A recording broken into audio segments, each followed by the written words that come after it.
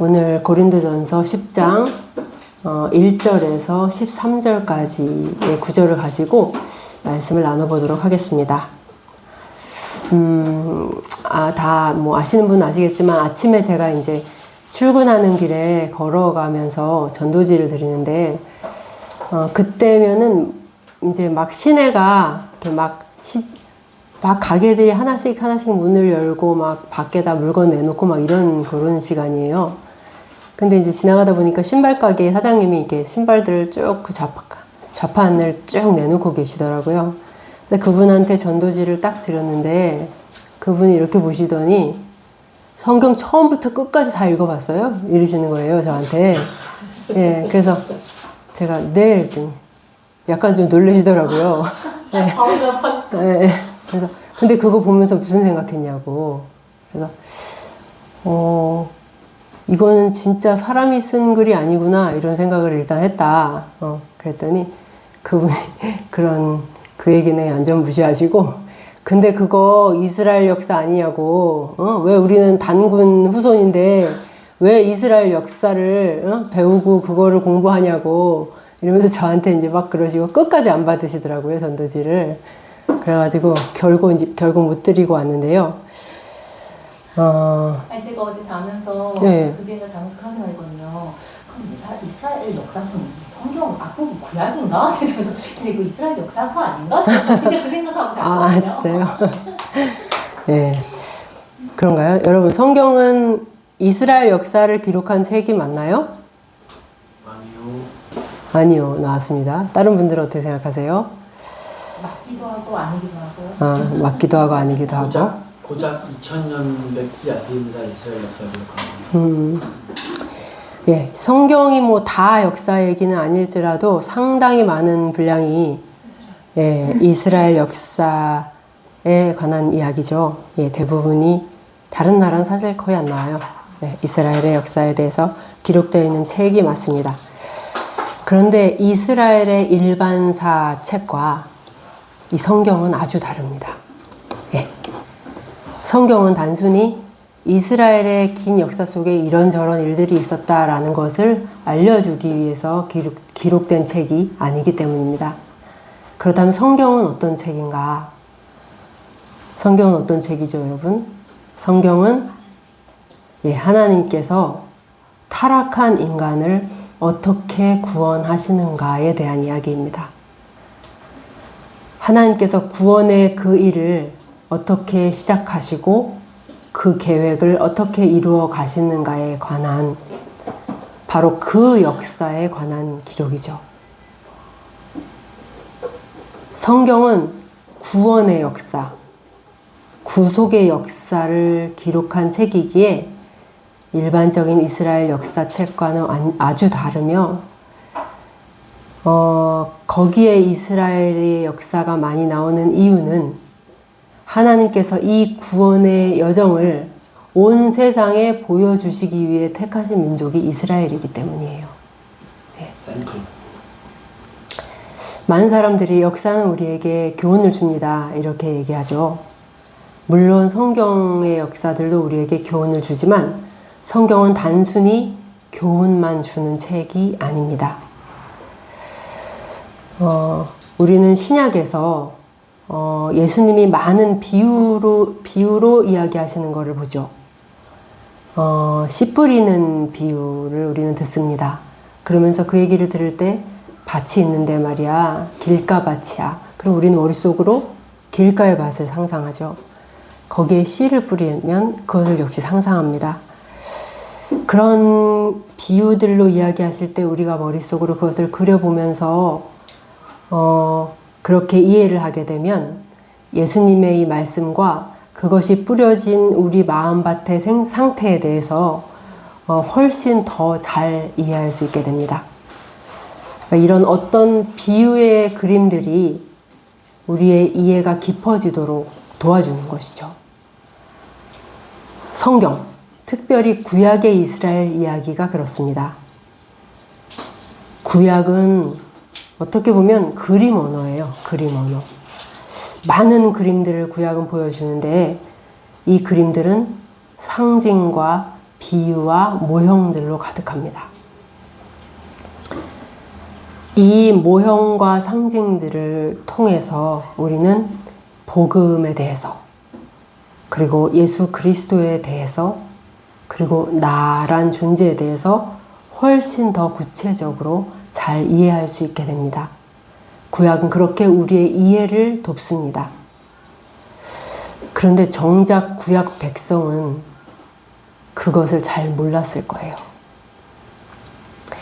여러분이 어느 방 안에서 그림을 보는데요. 이 그림이 굉장히 정교하고 세밀하게 그려진 그림이에요. 자, 그런데 방 안이 많이 어둡습니다. 전구 불빛이 3와트밖에 안 돼요. 그럼 어떨까요? 여러분은 그 그림을 잘 볼 수 없겠죠. 그저 어렴풋이 형체밖에는 볼 수가 없을 것입니다. 이것이 구약의 빛 아래에서 보는 구약입니다. 구약의 희미한 빛 아래에서 구약을 볼 때는 이게 뭔지 정확하게 알지를 못해요. 그냥 어렴풋한 어떤 형체, 어른거리는 그림자만 보는 것입니다. 만약에 신약을 전혀 알지 못한 사람이 출애굽의 이야기를 듣는다면 식민지 국가가 독립을 했군 이라고 밖에는 이해할 수 없을 것입니다. 그러나 복음의 환한 빛 가운데서 우리가 그 출애굽의 이야기를 읽을 때 그 출애굽의 그림은 전혀 다른 것으로 다가오는 것입니다. 우리는 구약을 보면서 아, 저거구나. 이게 그거구나. 라는 것을 알게 됩니다. 사울이었던 바울, 바리새인이었고 또 가말리엘의 수제자였던 바울은 구약 성경을 아주 잘 알고 있다고 생각했을 것입니다. 그러나 이 바울이 다메섹 도상에서 예수님을 만나고 잠시 바울은 눈이 먼 상태로 있죠. 그랬다가 다시 눈을 뜨게 됐을 때 그는 이전에는 결코 보지도 못했고 알지도 못했던 수많은 것들을 구약을 통해 보면서 아주 깊은 구약의 이해를 갖게 되었습니다. 여러분은 구약 얘기를 읽을 때 어떻게 읽으십니까? 여전히 희미한 빛 속에서 문자적인 역사로밖에 읽지 못하고 계신 것은 아닌지요. 예수님 앞에 있는 유대인들에게 예수님은 이렇게 말씀하셨습니다. 너희가 성경에서 영생을 얻는다는 사실을 알고 이 성경을 연구하는구나.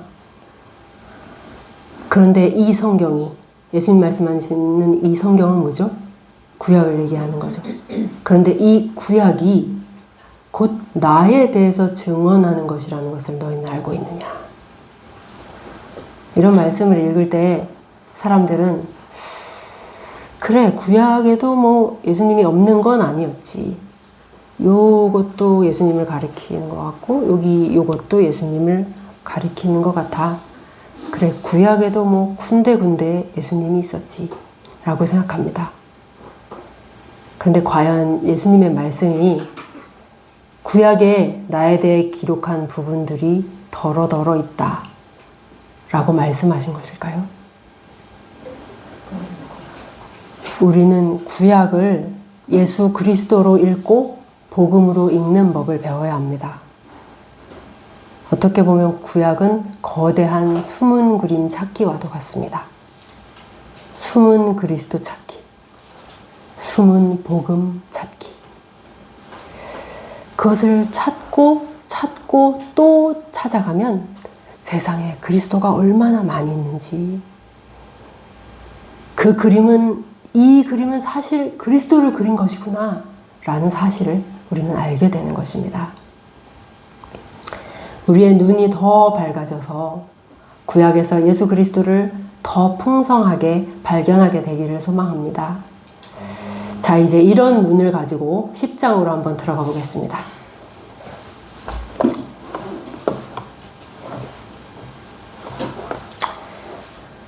자, 1절에서 바울은 고린도 교회를 향해서 이렇게 말하죠. 형제들아, 나는 너희가 알지 못하기를 원하지 않는다. 나는 너희가 이런 것들을 알기를 원한다. 원어 성경에는 여기에 뭐뭐 때문에라는 단어가 하나 더 있어요. 번역은 안 돼 있는데 왜냐하면 뭐뭐 때문이다 라는 말이 들어있는 것이죠. 그렇다면 이 말은 이 앞에 있는 구절과 연결이 된다는 얘기죠. 예. 바로 이 앞에 9장 27절 마지막 절은 어떻게 끝나고 있나요? 버려짐 당할까 두렵다. 예. 내가 내 몸을 쳐 복종하게 함은 내가 남에게 전파한 후에 자신이 도리어 버림을 당할까 두려워함이로다. 이렇게 돼 있죠. 바울은 버림당함의 두려움에 대해서 언급하는데 그래서 자신은 몸을 쳐서 복종한다. 이렇게 말하고 있습니다. 그런데 바울이 말하는 이 두려움은 대체 어디서 오는 것일까요? 그것은 바울이 이 다음에 자신이 이야기하고자 하는 바로 이것.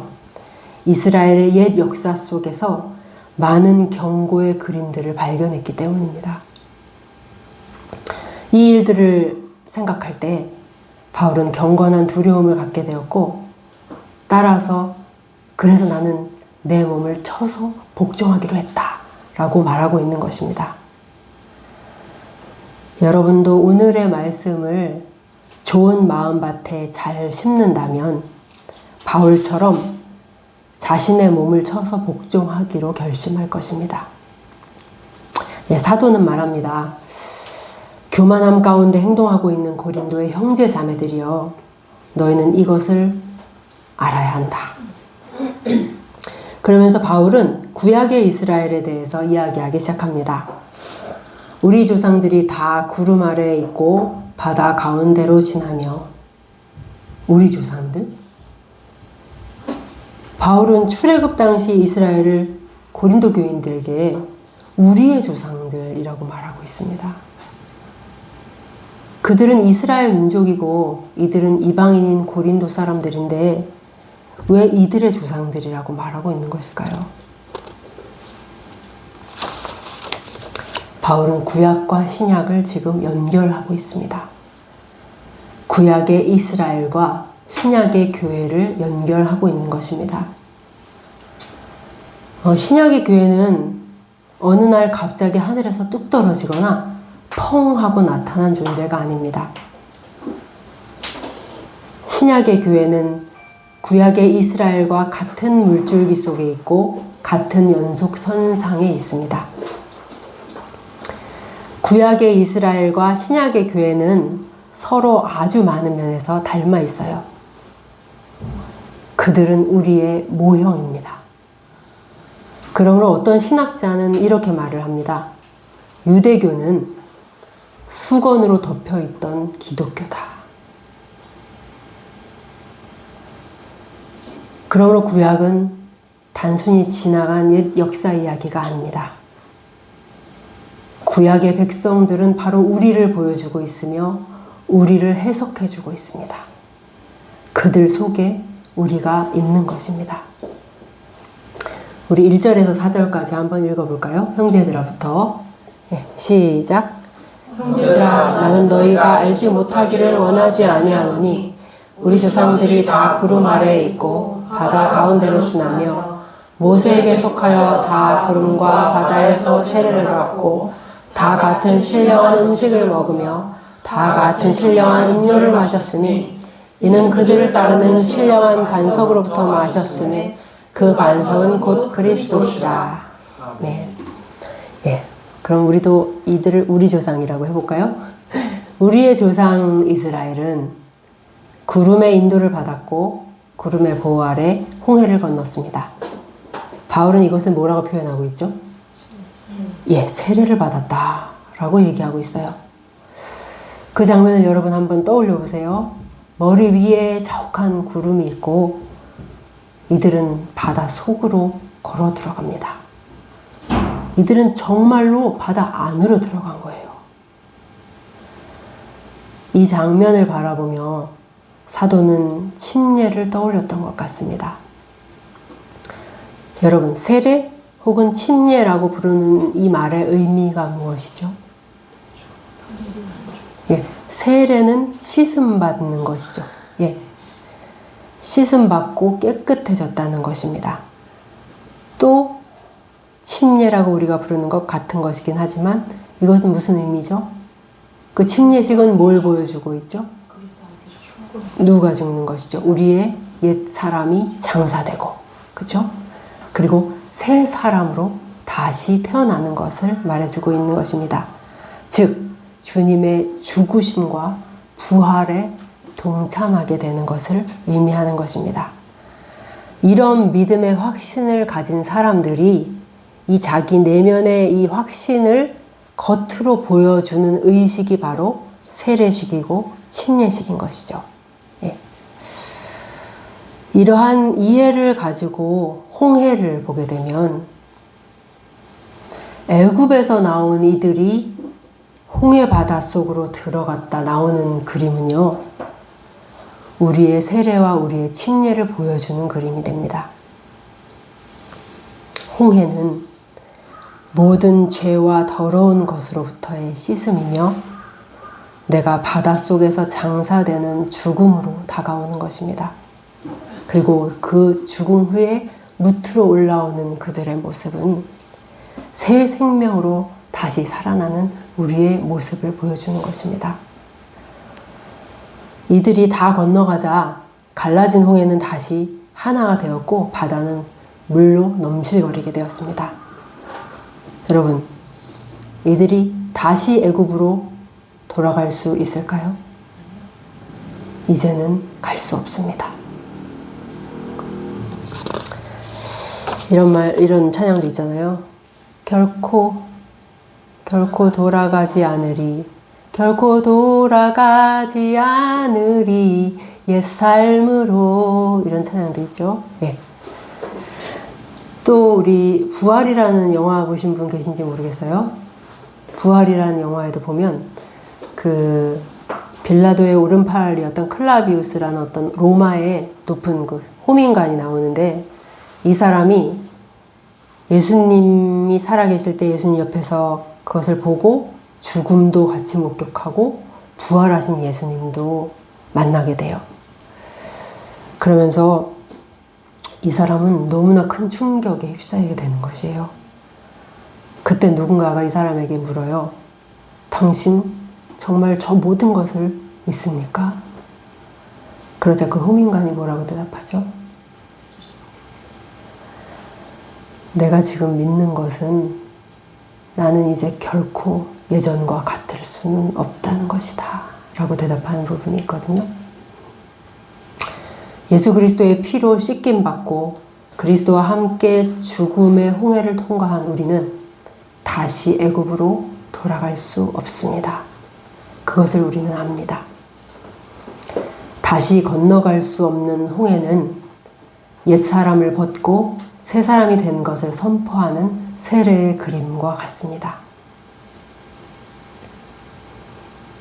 여러분, 우리는 다 애굽에 있었죠. 그쵸?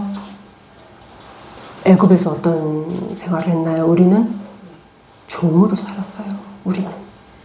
그리고 견디기 힘든 노역으로 고통받던 이스라엘이었어요. 바로 우리가. 여러분, 그 사실을 정말로 알고 계십니까? 홍해를 건너기 전에 여러분은 여러분의 모습, 주님을 만나기 전에 여러분의 모습은 어땠습니까? 여러분은 여러분 자신이 정말 감당할 수 없는 죄의 무거운 짐으로 신음하는 자들이었다는 사실을 정말 알고 계십니까? 여러분은 예수님을 만나기 전에 여러분이 정말로 어떻게 할 수 없는, 어떻게 벗어날 수 없는 마귀의 지배하에서 그 감당할 수 없는 무거운 죄의 짐을 지고 마귀를 위해 힘겨운 노역을 하고 있었던 그런 자였다는, 그리고 자기의 힘으로는 결코 거기서 빠져나올 수 없는 그런 자였다는 사실을 여러분 매일 깨닫고 계신가요? 그렇다면 구원은 그에게는 정말 말할 수 없는 은혜일 것입니다. 그런 자신을 구원해 주신 것만 생각해도 정말 항상 눈물이 날 만큼 감사하게 되는 것이죠. 우리는 구약 성경에서 정말로 놀라운 많은 복음의 그림들을 봅니다. 구약은 우리가 신약의 밝은 빛, 계시의 빛으로 보면 온통 복음의 이야기이고 또 예수 그리스도의 이야기인 것을 진짜 깨닫게 됩니다. 네. 여기 이제 3, 4절을 보면은 이들은 다 같은 신령한 음식을 먹으며 다 같은 신령한 음료를 마셨다라고 이제 사도는 말하고 있는데요. 네, 이들은 신령한 음식, 즉 하늘에서 내린 떡을 먹었습니다. 뭐죠? 예, 만나를 먹었죠. 광야는 먹을 것이 없는 곳이었고 이들은 그곳을 지나가는 사람들이었기 때문에 농사를 지을 수도 없었습니다. 그래서 만나는 이들의 생명을 지켜주는 유일한 음식이었어요. 하나님의 신실하심은 이들의 수많은 죄에도 불구하고 단 하루도 빼놓지 않고 이들에게 식량을 공급해 주셨습니다. 그러므로 장정만 몇 명이라 그랬죠? 그들이? 예, 장정만, 성인 남자만 60만 명이었던 이 거대한 민족은 그러므로 이 광야를 무려 40년 동안 행군하면서 단 한 명도 굶지 않았고 단 한 끼도 굶지 않았습니다. 이것은 정말로 놀라운 기적이요, 놀라운 은혜라고 할 수밖에 없는 것이었습니다. 여러분, 그렇다면 이들은 물을 어디서 공급받았을까요? 여러분, 장정만 60만이면 아이와 여자들을 합치면 보통 200만이 넘는다고 추정하는데요. 이 200만에 가까운 사람들이 40년 동안을 마시려면 몇 톤의 물이 필요할까요? 여러분 그런 생각 해보신 적 있나요? 반석에서 물 나온 얘기는 성경에 2번밖에 없어요. 그쵸? 그 시내산에 가는 길에 르비딤에서 한 번 그랬고 그 다음에 나중에 가데스에서 이제 물이 한 번 나온 적이 있는데 이들이 2번만 물을 마셨을 리는 없잖아요.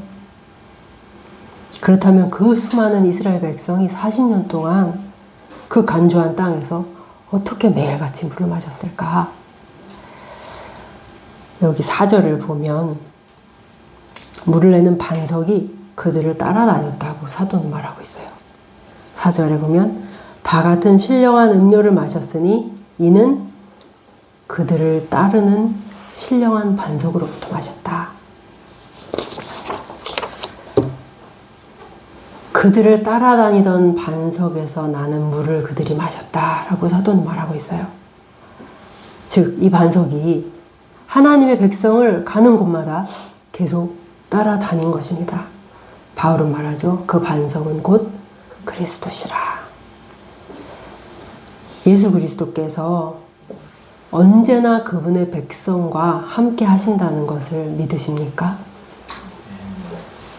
그리고 그리스도는 언제나 우리의 목마름을 해결해 주시는 분이라는 사실을 여러분은 잘 알고 있습니까?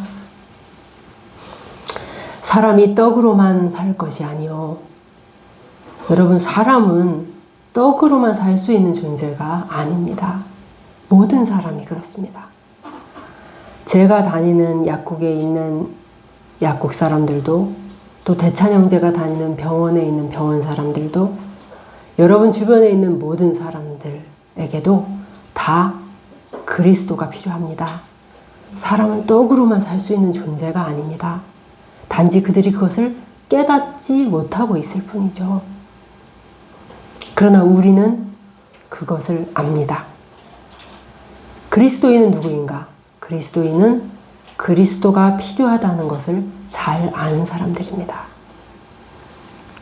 그래서 우리는 늘 구분을 찾게 되고, 광야의 그들처럼 목마른 그들처럼 늘 예수 그리스도를 찾게 되고, 그리고 그분은 우리와 늘 함께 하시며 우리의 고갈된 모든 것들을 채우시는 분입니다. 우물가에서 만난 여인에게 늘 세상의 우물에서 목을 축이려고 애를 쓰며 늘 사람들에게 기대했던 그녀에게 주님은 말씀하십니다. 세상이 주는 물을 마시는 자는 다시 목마르려니와 내가 주는 물을 마시는 자는 영원히 목마르지 아니하리라.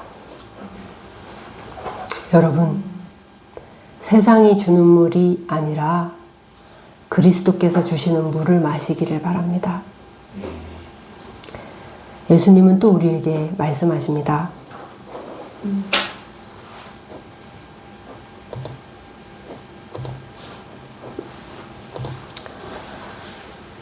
내가 주는 물은 그 속에서 영생하도록 솟아나는 샘물이 되리라. 여러분, 이런 샘물을 가진 자가, 영생하도록 솟아나는 샘물을 가진 자가 어떻게 다시 목이 마를 수가 있겠습니까? 우리의 대답은 이 여인과 같을 것입니다. 우리 마음을 담아서 한번 이 빨간 글씨를 한번 같이 읽어보겠습니다. 시작. 주여 그런 물을 내게 주사 목마르지도 않고 또 세상에 물 기르러 가지도 않게 하옵소서.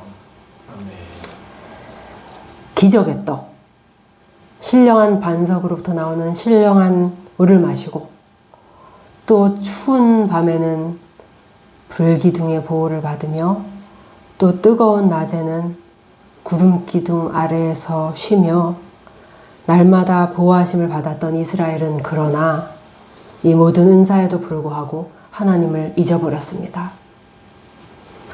그들은 하나님께 감사와 순종으로 화답하는 것이 마땅했지만 성경은 그들의 다수를 하나님이 기뻐하지 아니하셨다라고 말씀하십니다. 200만 명이 넘는 사람들 가운데 2명만이 하나님을 신뢰함으로 하나님을 기쁘게 해드렸습니다. 그들은 눈의 아들 여호수아와 여분네의 아들 갈렙이었습니다. 여러분, 하나님께서 여호수아와 갈렙에게만 만나를 내려주셨나요?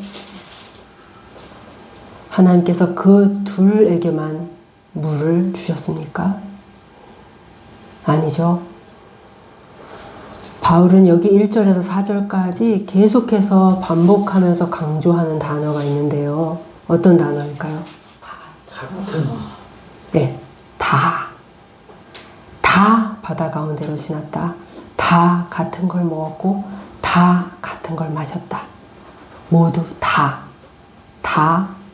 같은 은혜를 누렸다.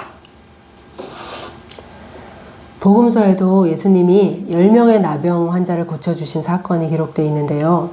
이 중에서 오직 한 명만이 예수님 앞으로 나와서 하나님께 감사와 영광을 올려드렸다고 그렇게 기록되어 있습니다. 예수님 말씀하시죠. 예수께서 대답하여 이르시되 10사람이 다 깨끗함을 받지 아니하였느냐? 그 9은 어디 있느냐? 사람들이 감사하지 않고 하나님을 신뢰하지 못하는 이유는 하나님께서 그들에게 은혜를 주시지 않았기 때문이 아닙니다. 그리고 다른 사람들보다 은혜를 덜 주셨기 때문도 아닙니다.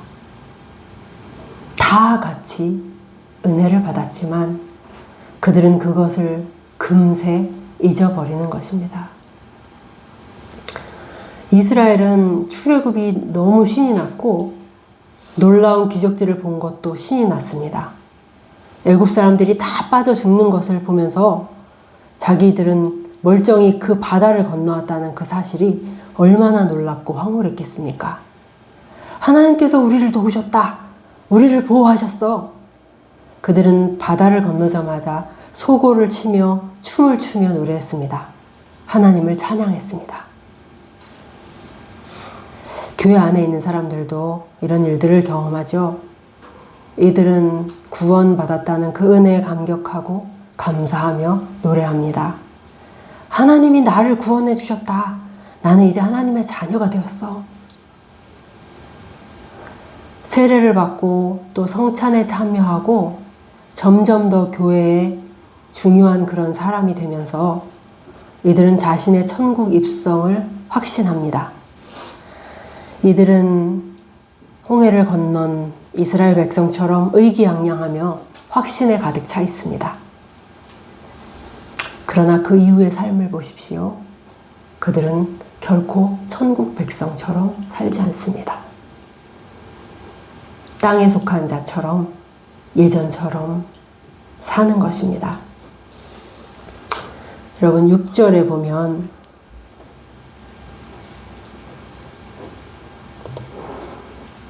이렇게 나와 있죠. 이러한 일은 우리의 본보기가 되어 우리로 하여금 그들이 악을 즐겨한 것 같이 즐겨하는 자가 되지 않게 하려 함이니, 즉 바울은 그들이 악을 즐겼다라고 말하고 있습니다.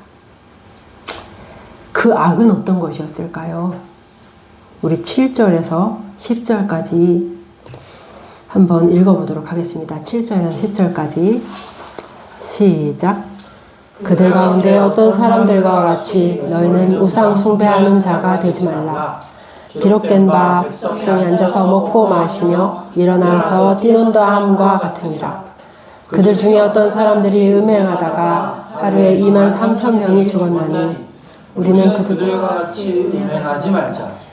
그들 가운데 어떤 사람들이 주를 시험하다가 뱀에게 멸망하였나니 우리는 그들과 같이 시험하지 말자. 그들 가운데 어떤 사람들이 원망하다가 멸망시키는 자에게 멸망하였나니 너희는 그들과 같이 원망하지 말라.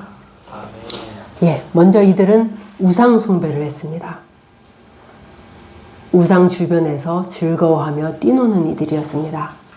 그들은 금송아지를 향해서 이렇게 말했어요. 이게 우리를 애굽에서 인도해낸 우리의 신이다. 이게 내 하나님이다. 오늘날 교회 안에도 정말 다양한 형태의 그리고 은밀한 형태의 우상 숭배들이 많이 있습니다. 나를 불행에서 건져주는 신이, 나를 행복하게 해주는 신이 예수 그리스도가 아니에요. 세상의 부이며 안락이며 명예입니다. 나를 만족시켜주는 것이 그리스도가 아니에요. 다른 것입니다. 내가 원하는 어떤 것, 나의 욕망입니다. 그것이 사실상 나의 신이요, 나의 하나님인 것입니다.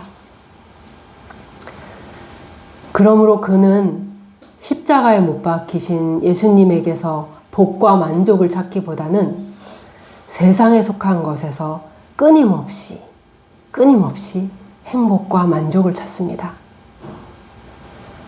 이것은 이상한 일이 아니라 당연한 일입니다.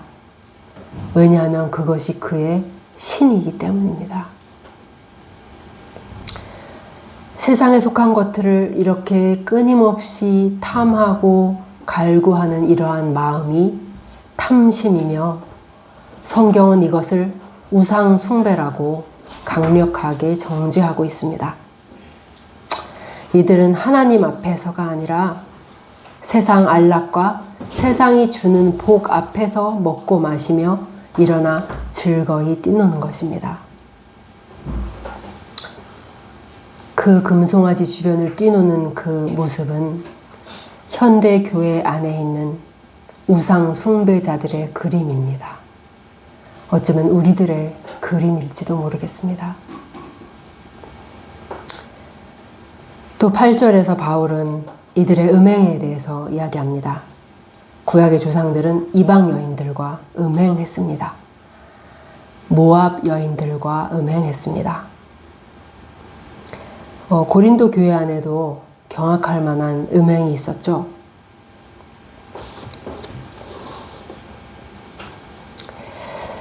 고린도 그 당시 광야에서 어떤 일이 있었습니까? 지파의 지도자가 광야에 있을 때, 예. 이스라엘 지파의 어떤 지도자예요. 지도자가 이방 여인을 데리고 너무나 대담하게 이스라엘 진영으로 그 여자를 데리고 들어가서 자기 장막으로 들어가서 그 안에서 음행을 저지르는 것입니다. 이런 대담한 음행이 고린도 교회에도 있었죠.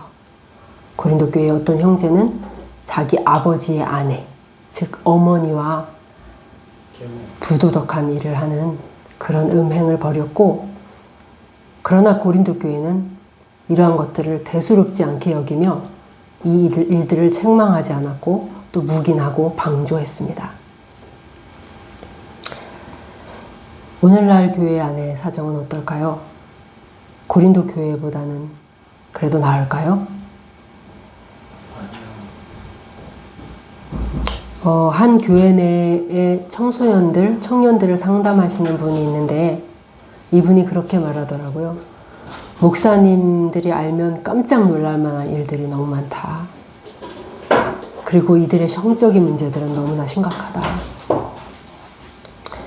교회에서는 열심히 찬양 예배를 인도하는 청년인데 그 예배가 끝나고 교회를 나서면 먼저 들르는 것이 술집이고 술을 마신 다음에 모텔로 간다고 합니다. 이러한 일들을 이 사람은 많이 보았던 것 같습니다. 바람을 피우다가 들키는 교인들, 음란한 영상을 즐기는 교인들, 쉽게 동거하고 성적으로 매우 문란하게 살면서도 그것을 죄로 인식하지 못하는 젊은이들이 교회 안에 아주 많이 있는 것 같습니다. 성적인 부도덕이 갈수록 교회에 만연한 것 같습니다. 그런데 여기에서 말씀하시는 음행은 또 다른 의미에서는 영적인 음행을 이야기한다고 볼 수도 있습니다. 즉, 세상과 벗되는 것입니다. 신약 성경은 이런 영적인 음행에 대해서 아주 많은 곳에서 이야기하는데요. 야고보 사도는 세상과 벗된 자들을 향해서 간음한 여인들이라고 부릅니다. 간음한 여인들아, 세상과 벗된 것이 하나님과는 원수가 되었다는 것을 모르느냐? 그러나 우리를 포함해서 교회에 다닌다는 많은 사람들이 이런 세상 사랑을 적은 일로 여기고 또 대수롭지 않게 생각합니다. 우리들은 살인이나 실질적인 육체적인 간음이나 사기나 폭행 같은 것, 세상이 죄라고 말하는 것들은 큰 죄로 여기지만 세상을 사랑하는 것이 얼마나 하나님의 사랑을 배신하는 일인가 하는 데에는 깨달음이 매우 적습니다. 그러나 성경은 이런 일들을 분명하게 정죄합니다. 사도 요한은 이 세상이나 세상에 속한 것들을 사랑하지 말라고 말하면서 세상을 사랑하는 자 안에는 아버지에 대한 사랑이 없다라고 분명하게 말합니다. 여러분, 대만은 왜 바울을 버렸을까요? 성경은 이렇게 말하죠. 대만은 이 세상을 사랑하여 나를 버리고 데살로니가로 갔다.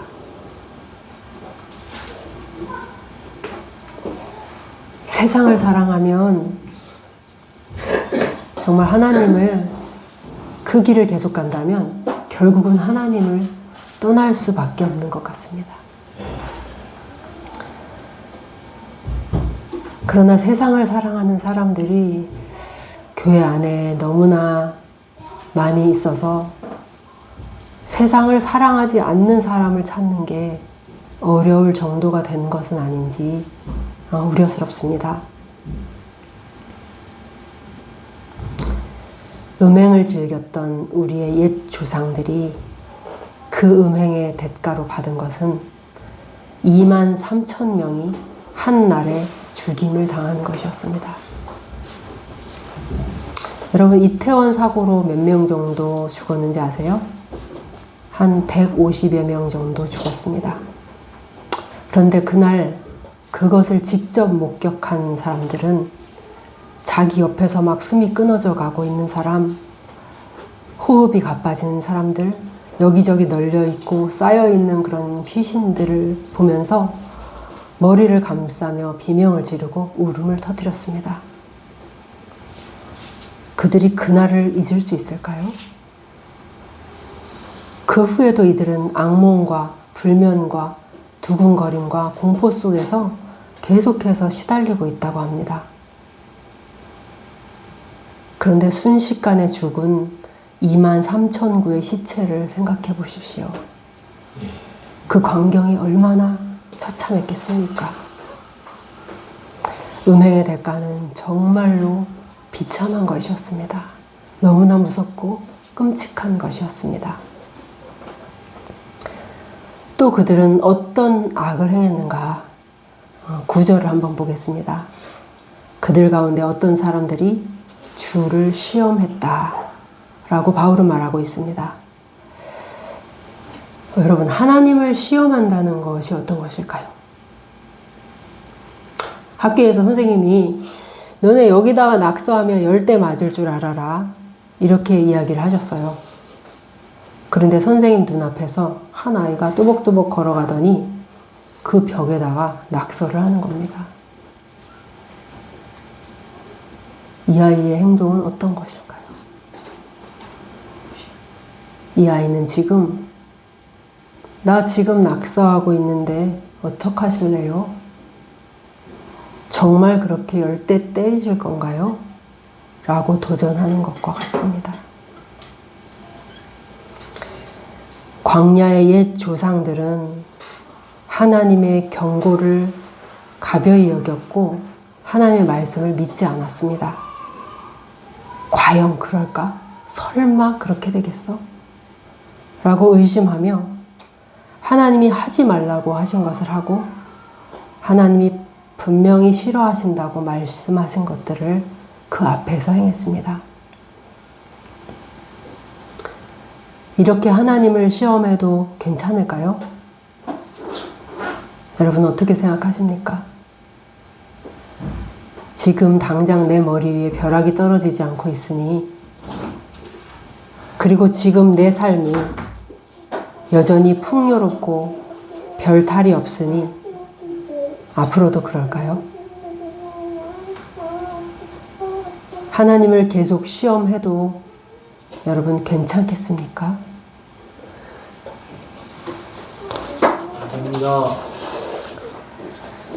바울은 우리 옛 조상들이 그렇게 하나님을 시험하다가 광야의 불뱀에 물려 죽었다라고 말합니다. 그러니 형제들아, 제발 하나님을 시험하는 자들이 되지 말아라. 너희는 결코 그런 자가 되어서는 안 된다 라고 간절히 호소하고 있습니다. 오늘날 우리들은 어떻습니까? 우리는 그렇게 하나님을 시험하고 있지는 않은지요?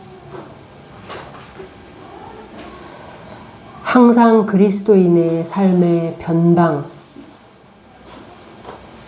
세상과의 경계선상에서 살면서 하나님을 시험하는 이들이 있습니다.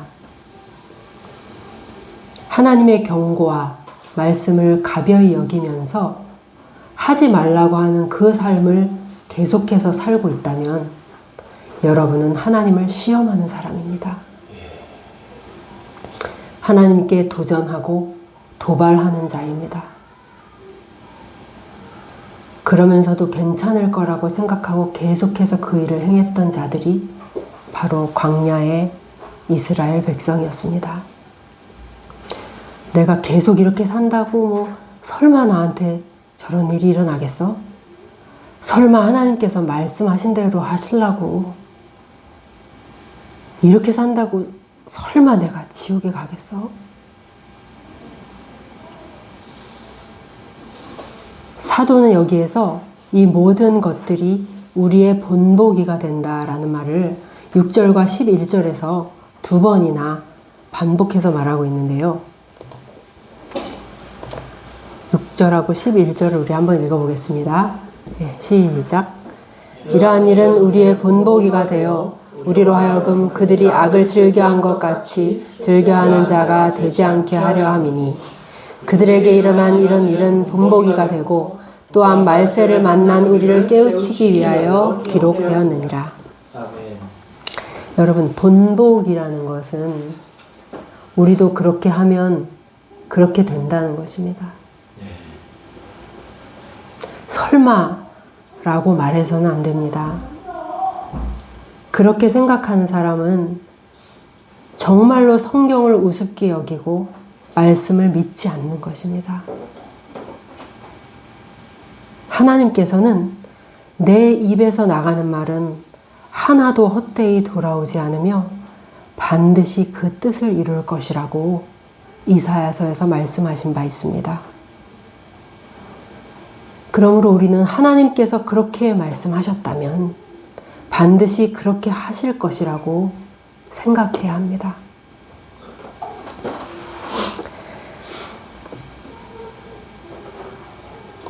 예, 다음 이제 10절인데요. 10절에 나오는 사람들은 어떤 사람들인가요?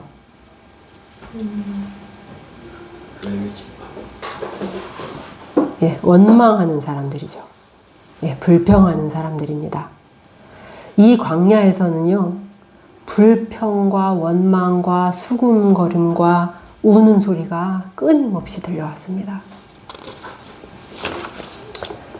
그들은 모세와 아론에게 원망을 쏟아냈고 이들을 향해서 돌을 던지려고 했지만 사실상 이 모든 것은 하나님을 향해서 한 것입니다. 그들의 모든 원망과 불평의 대상은 오직 한 분 하나님이셨습니다. 모세가 말하죠. 너희가 우리한테 돌 던지려고 그러는데 우리가 누구냐? 너희의 원망은 우리를 향하여 함이 아니요 여호와를 향하여 함이로다.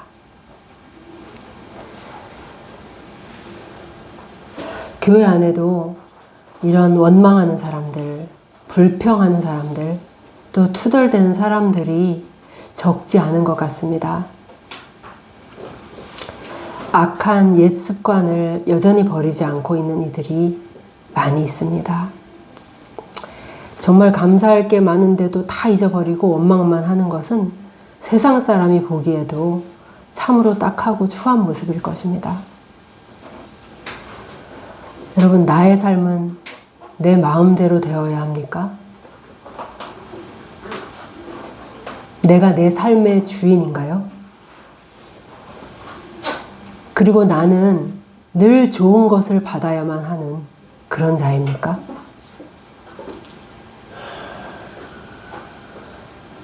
불평하고 불만, 원망하는 자들은 그렇다라고 말하는 자와 같습니다. 끔찍한 애굽의 노역과 종살이에서 건져주시고 새로운 약속의 땅으로 인도하시는 하나님께 그들은 말했습니다. 광야에 먹을 것이 하나도 없는데도 나는 하늘에서 내리는 저 하찮은 음식이 너무 싫다. 애굽에서 살 때는 얼마나 맛있는 것을 많이 먹었는데 대체 이게 뭐야? 가자, 우리 애굽으로 돌아가자. 물이 조금만 떨어져도 그들은 목 놓아 울었습니다. 왜 우리를 대체 그 애굽에서 끌어낸 거야? 우리를 광야로 인도해서 죽이려는 거 아니야? 오늘날에 불평하는 사람들도 마찬가지입니다. 나는 하나님이 주시는 하찮은 것들이 싫어. 왜 이런 걸로 만족을 하라는 거야? 나는 애굽의 음식을 원해. 나는 내가 갖기 원하는 것을 원한다고. 이스라엘 공동체 안에 있지만 여전히 애굽이 좋은 사람들. 이들은 하나님이 주시는 것들을 경시하며 늘 불평하고 투덜거립니다. 이들을 향해서 하나님은 민수기에서 이렇게 말씀하셨습니다. 제가 대신 한번 읽어보겠습니다. 민수기 14장, 여기 화면을 한번 봐주세요. 여호와께서 모세와 아론에게 말씀하여 이르시되 나를 원망하는 이 악한 회중에게 내가 어느 때까지 참으랴. 이스라엘 자손이 나를 향하여 원망하는 바 그 원망하는 말을 내가 들었노라. 그들에게 이르기를 여호와의 말씀에 내 삶을 두고 맹세하노라. 너희의 말이 내 귀에 들린 대로 내가 너희에게 행하리니 너희의 시체가 이 광야에 엎드러질 것이라. 너희 중에서 20세 이상으로서 계수된 자, 곧 나를 원망한 자 전부가 여분네 아들 갈렙과 눈의 아들 여호수아 외에는 내가 맹세하여 너희에게 살게 하리라 한 땅에 결단코 들어가지 못하리라.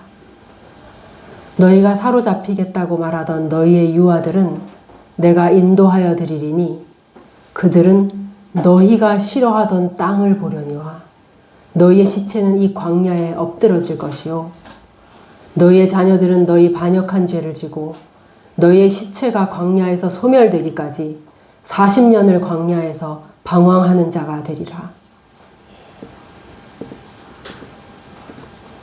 하나님께서 말씀하신 대로 정말 셀 수도 없는 많은 시체들이 광야에 엎드러졌습니다.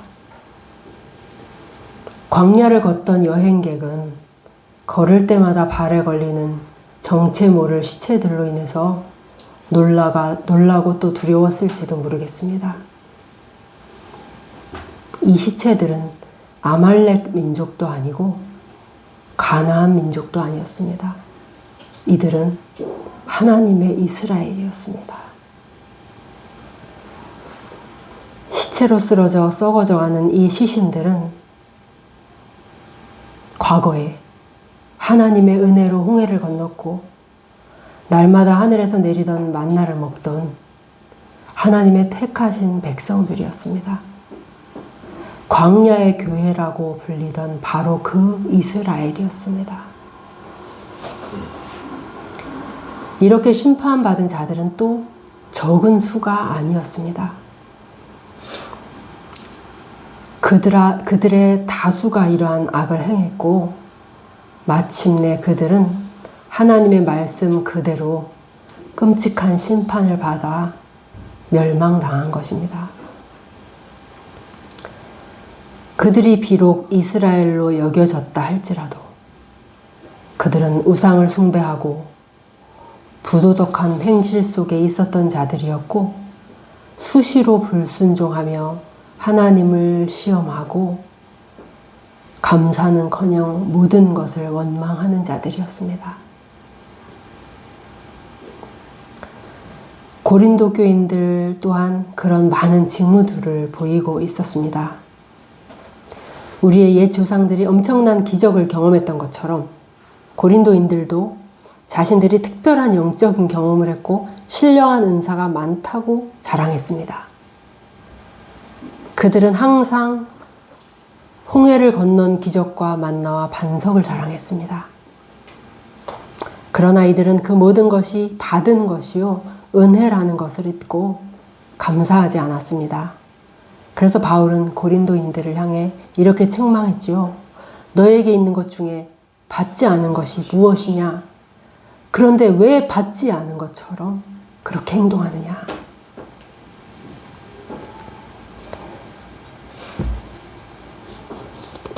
또 이들도 옛 이스라엘의 조상들처럼 담대하게 음행을 저질렀습니다.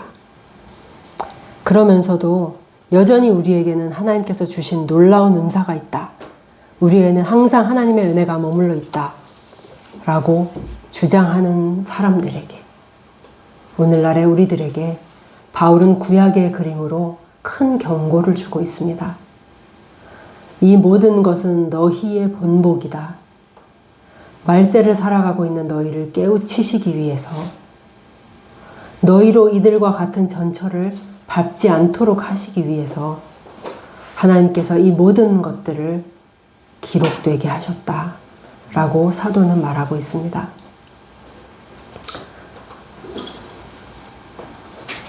네, 12절에 사도는 또 이렇게 말합니다. 그런즉 선줄로 생각하는 자는 넘어질까 조심하라. 선줄로 생각하는 자. 전혀 든든히 서 있는 자가 아닌데도 자신이 서 있는 것으로 생각하는 사람들이 많이 있습니다.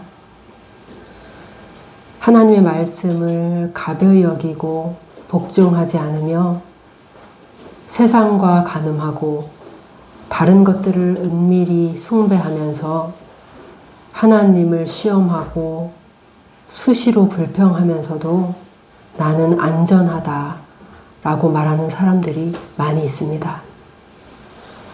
심판에 대한 두려움이 전혀 없이 나는 잘 서 있다 라고 생각합니다.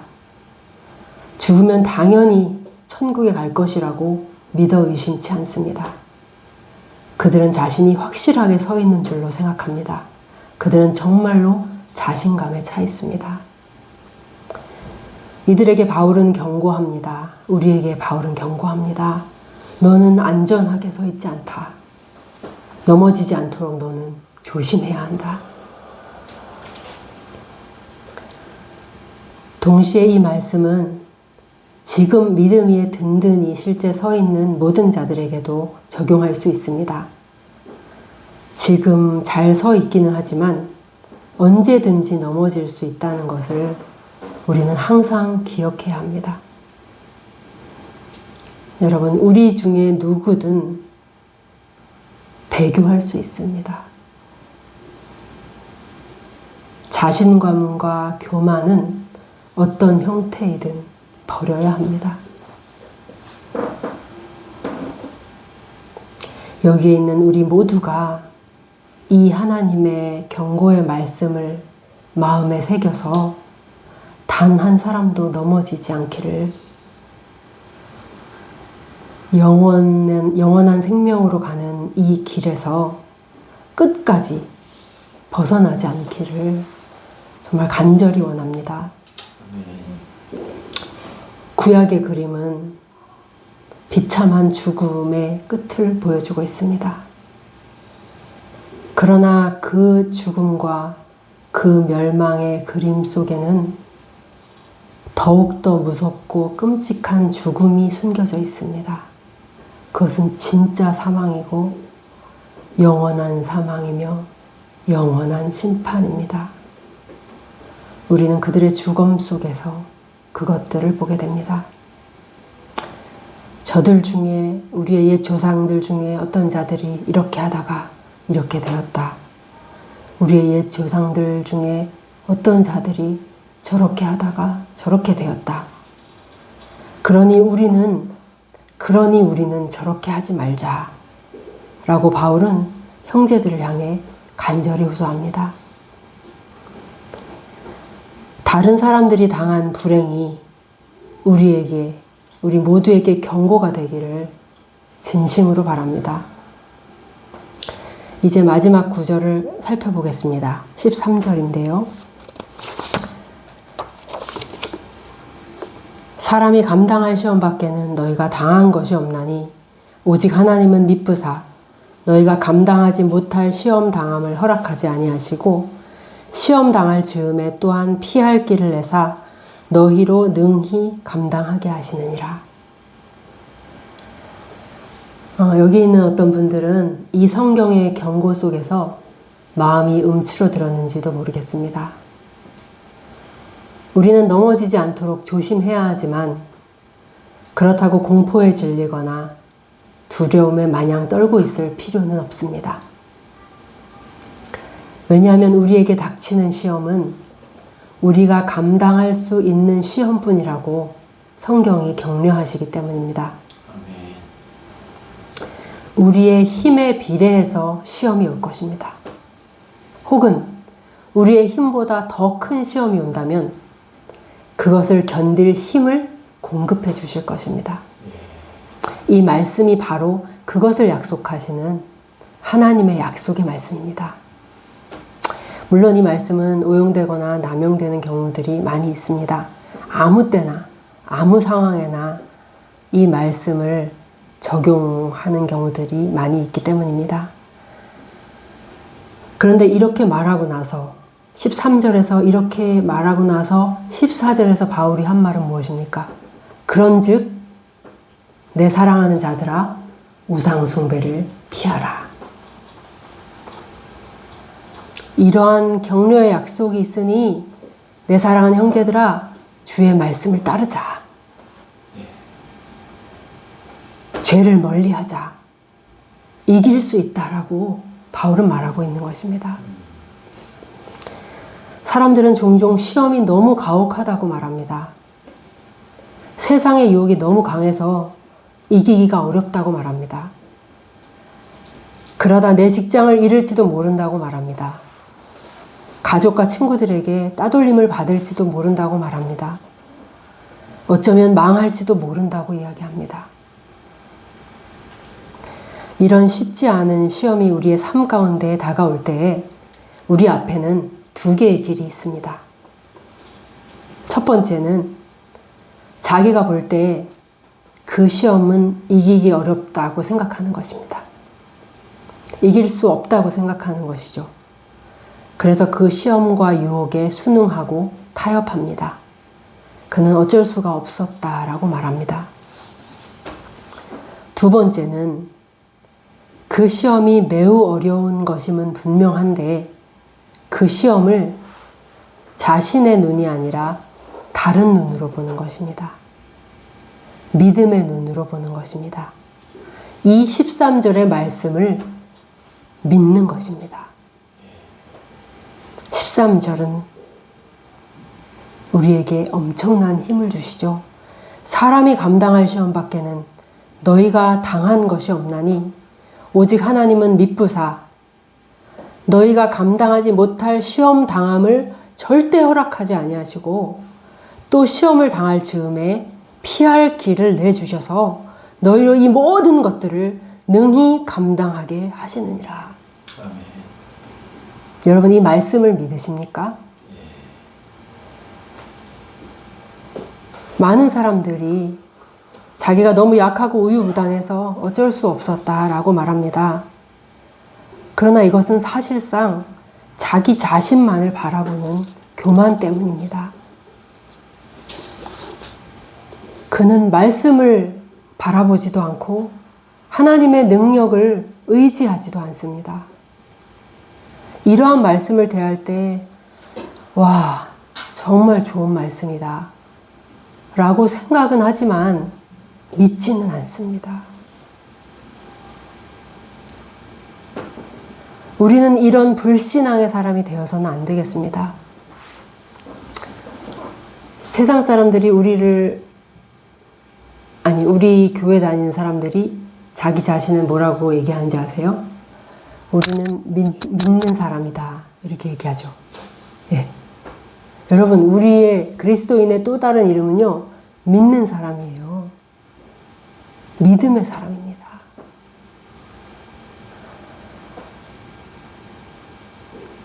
우리가 하나님의 경고의 말씀을 믿음으로 받고 두렵고 떨림으로 이 길을 걸어갈 때 우리가 하나님의 격려의 말씀을 믿음으로 받고 이 모든 시험을 감당할 때에 우리는 결코 광야의 실패자가 되지 않을 것입니다. 이 세상은 광야죠. 모세는 신명기에서 광야를 이렇게 말합니다. 광대하고 위험한 광야. 곧 불뱀과 전갈이 있고 물이 없는 간조한 땅. 우리가 살아가야 할 이 땅이 바로 이런 광야입니다. 그러나 믿는 자들에게는 약속이 있습니다. 하나님께서 광야에 우리의 옛 조상들을 어떻게 인도하셨는지를 바라보십시오. 주님께서는 우리를 위해서 단단한 반석에서 물을 내실 것이며 아무도 알지 못하던 만나로 우리를 먹이실 것입니다. 불과 구름으로 보호하시고 그리하여서 마침내 하늘의 가나안에 다다르도록 우리를 끝까지 인도하실 것입니다. 신실하신 하나님, 또 우리에게 선하신 약속과 우리를 위해 경고의 말씀을 주신 우리 하나님을 찬양합니다.